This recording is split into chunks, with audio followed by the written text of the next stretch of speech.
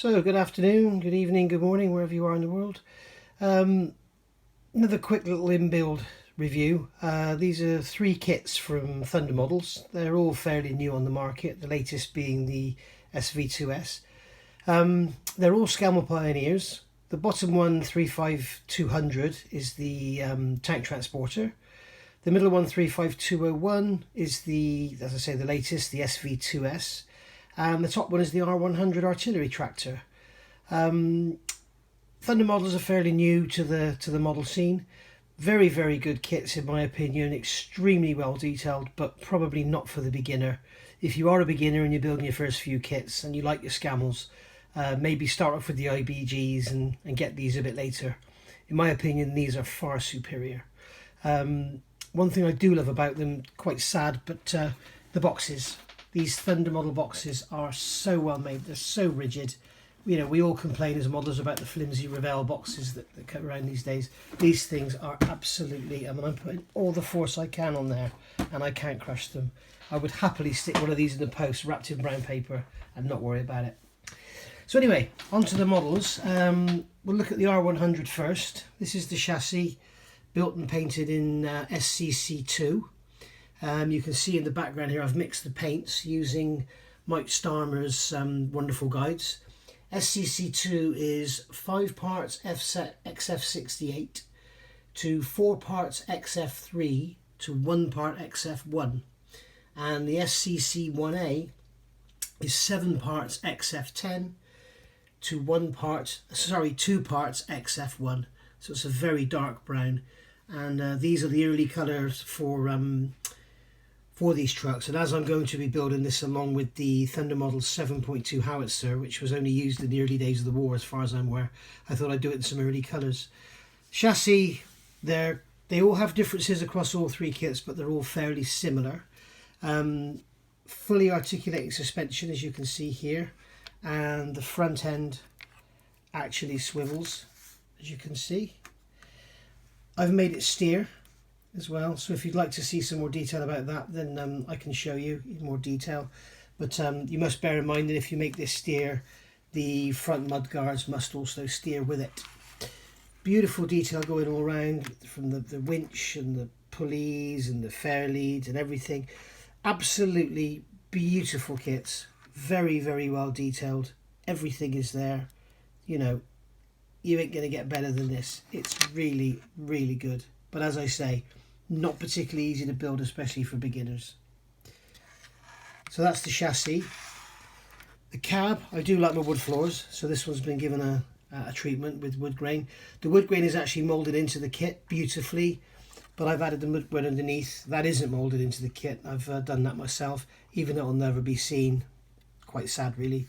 The other small modification I've done is to thin down the frames for the rear pads on the seat rests, and you'll see this on all 3 of them. Moving on to the rear end, you can see here all assembled, all again in wood and masked up and painted. You can see I'm in the middle of doing that right now. So that's that one. Moving on to the SV2S. Here's the cab. This one's painted in the AK RC037 SCC50 in olive drab, as are everything you see from now on. I love this paint. It's fantastic. It thins with anything. It goes down beautifully. If you buy the AK thinners, it's actually called compatible thinner, but you can't thin any other AK paint with it, so beware. But yeah, this you can see this cab is pretty much finished other than the seat cushions. Again, I've got the wood grain, thin down rear end. Beautiful photo etch. Focus, if it'll focus. There we go. Beautiful photo etch for the rifle mounts. You also get the 3 rifles in the kit. It's stunning. It's just gorgeous. Windows are all masked up, obviously, before painting inside and out. This is the back of the recovery truck. Again, you can see I've given it the wood grain treatment all over and added the chassis ready for masking and painting. And this is the actual chassis for that truck. You can see at the front here we've got the supports for the weights, the counterbalance weights, so it can carry all the weight on the back, or lift trucks and stuff. Again, fully articulating suspension, front and back. And again, you can see all the beautiful detail in there. And if you know these well, you'll see the small differences. Even I could turn it over because I haven't glued it, the differential, the detail there is quite astounding, especially when you consider what they cost. They're not expensive, these kits. So that's that one. Moving on to the biggie, the tank transporter. Slightly different cab. Obviously this one's designed for the driver and co-driver in the front, and then tank crew in the back. This interior is even more complete, even though the seat cushions aren't added. See the dashboard's on there, you get decals and a photo etch panel for that. All the levers are there, all supplied in the kit. Again, I've done the wood grain underneath because I'm sad like that. This is the longest of the 3 chassis. Move that out of the way. Again, you can see very, very similar. Very, very good detail. Beautiful winch detail. Beautiful, I don't know, it's not a 5th wheel, is it? I guess it's a towing bracket.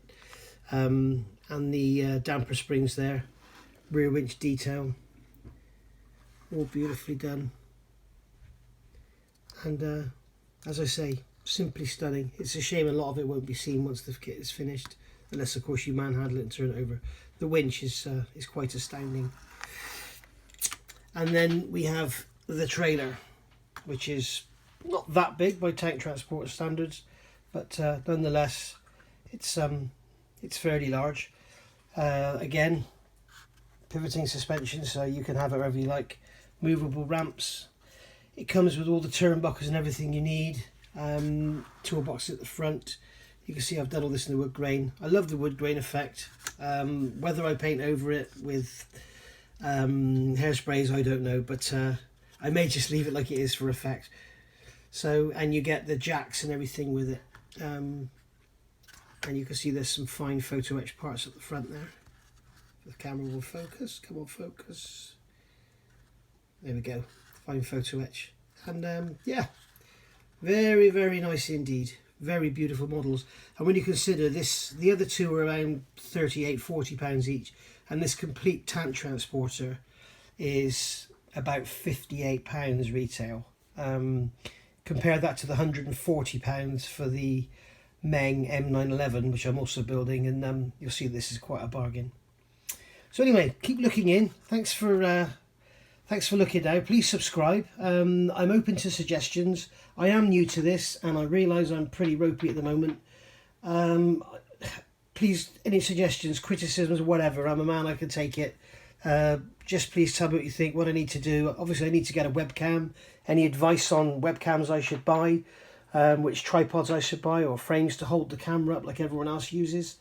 You know, I'm open to advice. Thanks for looking again, and happy modelling. Goodbye.